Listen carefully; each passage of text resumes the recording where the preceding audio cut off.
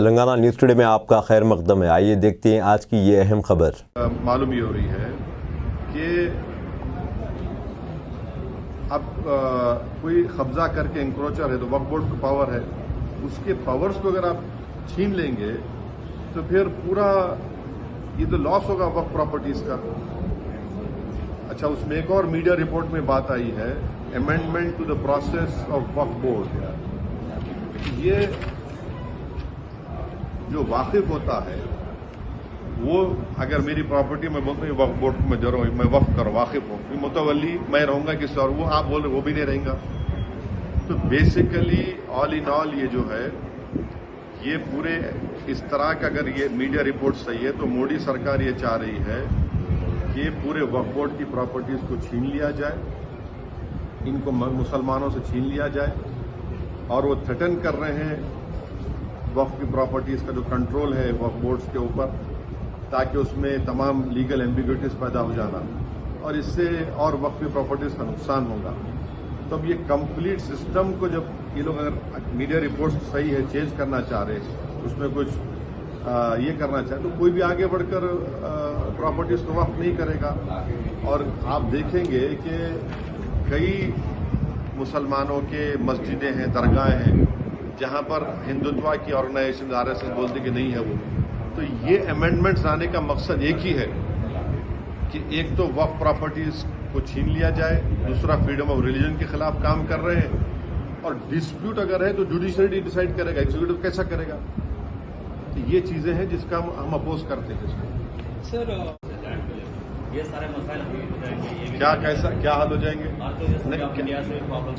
کیا حل؟ دیکھیے اس میں آپ میڈیا رپورٹ پڑھے، اس میں جو ڈسپیوٹ ہے پراپرٹی میں اس کا سروے کرائیں گے. آپ کون ہوتے ہیں بھائی؟ ڈسپیوٹ ہے تو جوڈیشری ڈیسائیڈ کریں گا. آپ کون ہوتے کرنے والے اس کو؟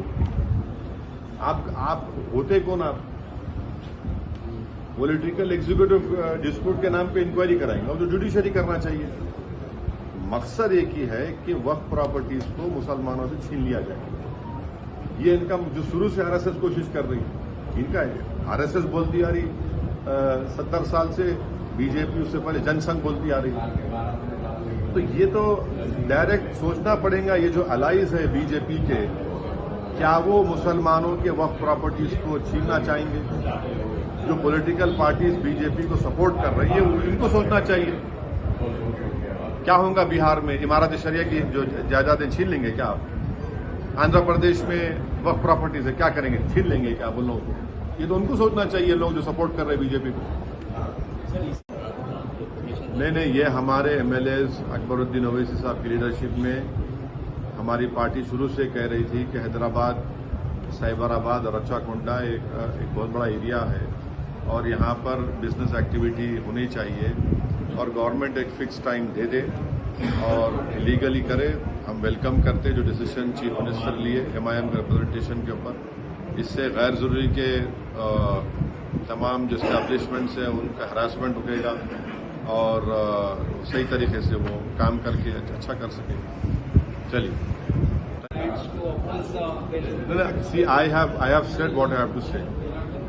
It is for I cannot speak for other political formations or political parties. Enhance inclusivity by ensuring women's representation on the Central Waqf Council and the state boards. How do you see this?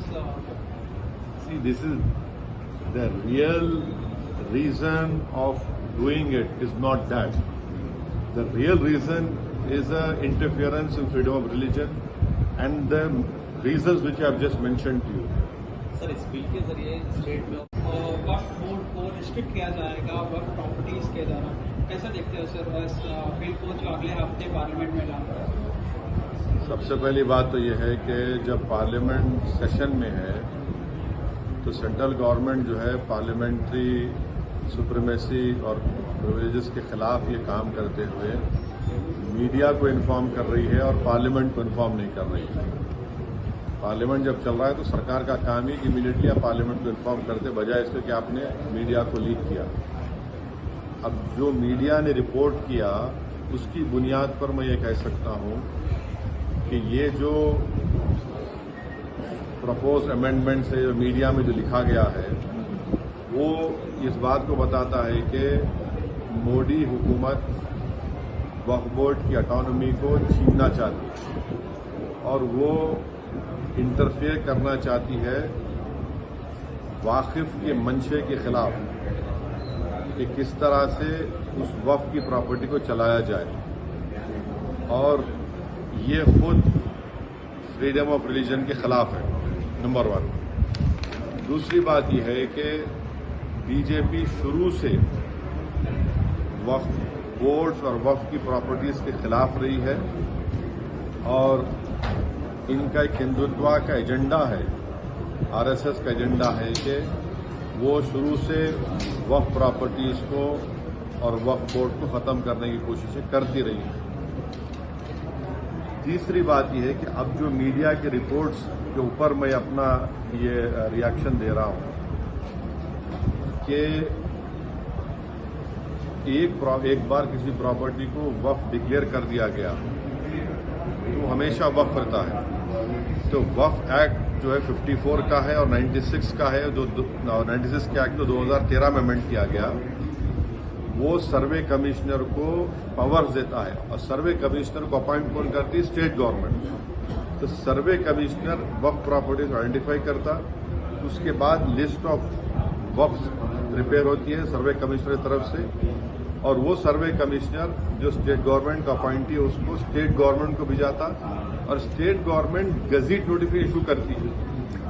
तो gazette notification खुद एक official act है और अगर gazette notification 1 साल तक challenge नहीं होती तो वो फाइनल हो जाती है और नेचर ऑफ वक्फ हो जाता है।